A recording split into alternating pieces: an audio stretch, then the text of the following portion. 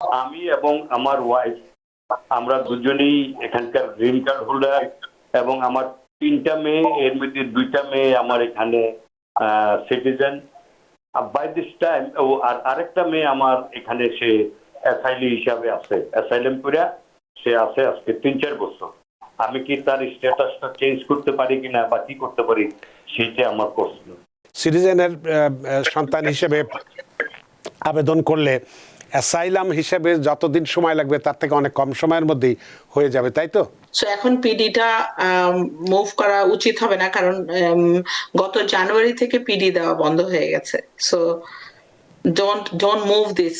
আমি আমার ওয়াইফের জন্য অ্যাপ্লাই করি 2024 ফেব্রুয়ারি 28, এখনো অ্যাপ্রুভ হয় নাই। তখন গ্রিন কার্ড হোল্ডার ছিলাম। দেন 2025 এপ্রিলে সিটিজেন নেই। দেন কেস আপগ্রেড করি এপ্রিল 17, 2025। এখনো কেস আপডেট হয় নাই। কতদিন সময় লাগতে পারে আপডেট হতে? আসলে সময় দেওয়াটা কঠিন, তারপরেও অ্যাটর্নি ইরশাদ সামি, যদি আপনি এক কথায় বলতে পারেন। ভাইয়া, এখন ইউএসসিআইএস এর এটা ভেরি ডিফিকাল্ট টু সে। উনি এপ্রিলের 17 তারিখ হয়েছে, we are already in August. So উনি আরেকটা নক দিতে পারেন যে আমি এপ্রিলের 17 তারিখে সিটিজেন হয়েছে, আপনাদেরকে এত তারিখে জানানো হয়েছিল, আমরা কোনো আপডেট পাই নাই। সো আরেকটা চিঠি উনি ইস্যু করতে পারেন এবং কলও করতে পারেন ইউএসসিআইএস কে যদি চান, ওয়ার এজ লং ওয়েট থাকে কলে। অনেক ধন্যবাদ রশিদ আহমেদ আপনার প্রশ্নের জন্য। ইশরাত তিনি বলছেন, আমি সিটিজেন পরীক্ষায় অ্যাপ্লাই করব IR1 ভিসা। আমার বেবি হয়েছে 6 মাস আগে। আমি কি হেলথ প্রবলেম দিয়ে কোনো সুবিধা পাবো? উনি কি পাইতে পারে এই ধরনের বিষয়ে হেলথ উনি প্রবলেম? সিটিজেনশিপের কথা বলছেন? হ্যাঁ, IR1 ভিসা। উনি যদি স্পাউস, ওনার ইউএস সিটিজেন স্পাউস অ্যাপ্লাই করে ওনাকে নিয়ে আসেন, তাহলে উনি 2 ইয়ার্স 9 মান্থস পরে অ্যাপ্লাই করতে পারেন। না, উনি বলছেন যে পরীক্ষা দিতে যে ওনার স্বাস্থ্যগত কারণ দেখিয়ে। ওকে, পরীক্ষা দিতে যে সুবিধা, যদি উনি, আমি বলেছি একটু আগে যে N648, যদি ওনাকে doctor properly N648 fill up করে দেন, তাহলে উনি সুবিধা পেতে পারেন। আমি বলেছি এটা মেন্টাল ফিজিক্যাল হেলথের অথবা ওনার উনি কারণ দেখাচ্ছে যে বেবি হয়েছে 6 মাস। হ্যাঁ, no, that is not the reason. Baby হচ্ছে 6 মাস, এটা একটা natural process, it's not actually A disease এখানকার জন্য।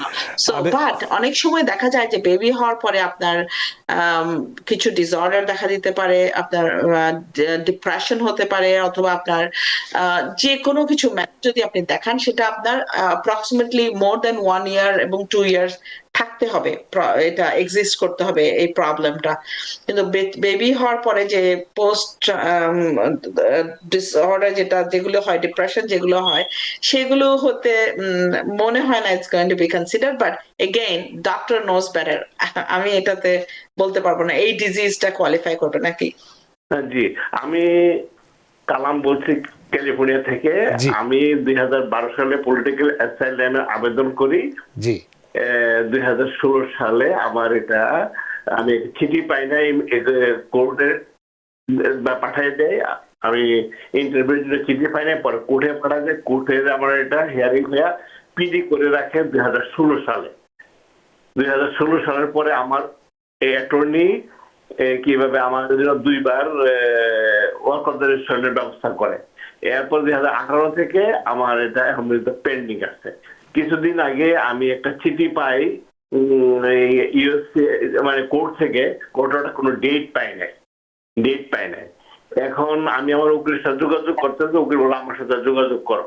এখন আমরা উকিলের সাথে হয়তো এই মাসের 25 তারিখের দিকে যোগাযোগ করব। এখন আমার কাছে প্রশ্ন হলো অ্যাটর্নির কাছে যে আমার এখন করণীয় কি? অনেক ধন্যবাদ জনাব কালাম আপনার প্রশ্নের জন্য। অ্যাটর্নি ইরশাদ সামি।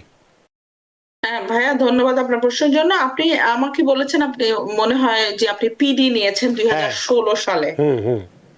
হ্যাঁ, তো যারা আমাদের ক্লায়েন্ট যারা পিডি নিয়েছেন, আমরা তাদেরকে এই মুহূর্তে বলছি আপনারা কোনো কিছু করা থেকে বিরত থাকেন রাইট নাও। কারণ PD is like safer option probably আপনার কেসের জন্য। আই ডোন্ট নো, আপনার কেসের ফ্যাক্টস আমি জানি না। সো আপনার লয়ার এটা মনে করেছে পিডিটা আপনার জন্য বেটার অপশন, সেটা সেই জন্যই উনি 2016 সালে পিডি নিয়েছেন। সো এখন পিডিটা মুভ করা উচিত হবে না, কারণ গত জানুয়ারি থেকে পিডি দেওয়া বন্ধ হয়ে গেছে।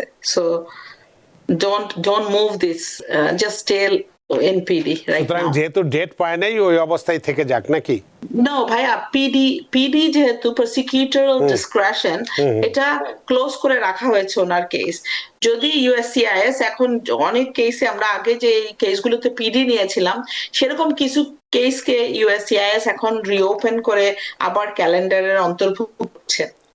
সো আমি সেই জন্য ভাইয়াকে মানে পরামর্শ দিচ্ছি যে উনি যেন এটাকে ডিস্টার্ব না করে পিডিটাকে। Wait and see. তারপরে এই মুহূর্তে শুধু ওয়েট করাটাই তার জন্য উত্তম, তাই তো? অনেক ধন্যবাদ জনাব কালাম। আসলে আপনার তো যেহেতু কেসটির সমস্ত ফ্যাক্ট ফাইন্ডিংস যেগুলো আছে বা কাগজপত্র যা আছে অ্যাটর্নি তো দেখেননি, যেহেতু আপনি যেভাবে প্রশ্ন করছেন সেটার ক্ষেত্রে বলা হচ্ছে যে আপনি চুপচাপ থাকুন আপাতত। আর আপনার তো অ্যাটর্নি আছেন, তিনিও ভালো বুঝবেন, তার কাছে পরামর্শ করুন, যেটা ভালো হয় সেটাই করবেন। অনেক ধন্যবাদ জনাব কালাম।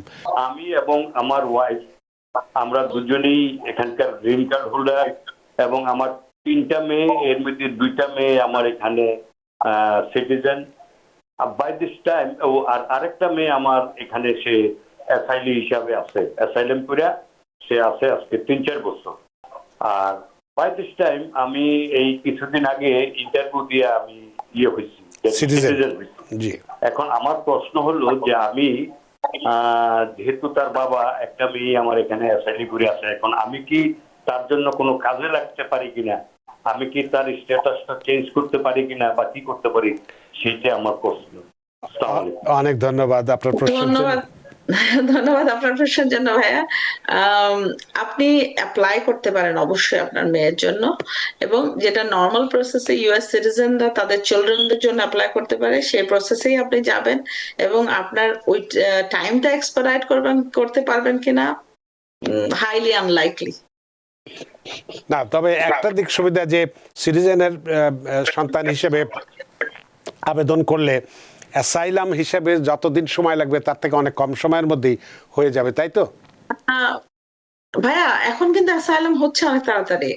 আচ্ছা, আপনি আমরা আমাদের কিছু ক্লায়েন্ট যারা হয়তো মেন্টালি সিক হয়ে যাচ্ছিলেন, যারা খুব স্ট্রেসে আছেন এটা নিয়ে, যাদের ফিজিক্যাল কোনো কন্ডিশন আছে, ওই ক্লায়েন্ট গুলোকে আমরা মেডিকেল ডকুমেন্ট দিয়ে তাদের কেস এক্সপারডাইটেড করছি।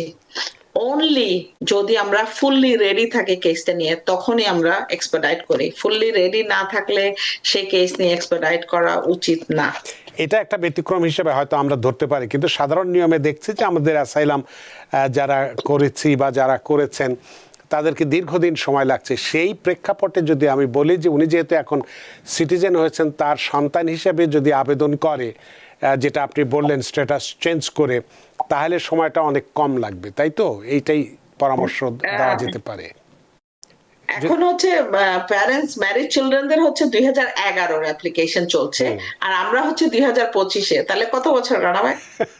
ঠিক আছে, তা তো 14 অ্যাসাইলাম এখন যারা অনেকে 8-9 বছর 10 বছর হয়ে ওয়েট করছে, তাদের কেস এখন আসছে। প্লাস যারা রিসেন্টলি অ্যাপ্লাই করছে তাদের ইন্টারভিউ গুলো খুব তাড়াতাড়ি আসছে। নিউ ইয়র্ক থেকে সম্প্রচারিত TVN 24 টেলিভিশন বিশ্বজুড়ে বাঙালির কণ্ঠস্বর।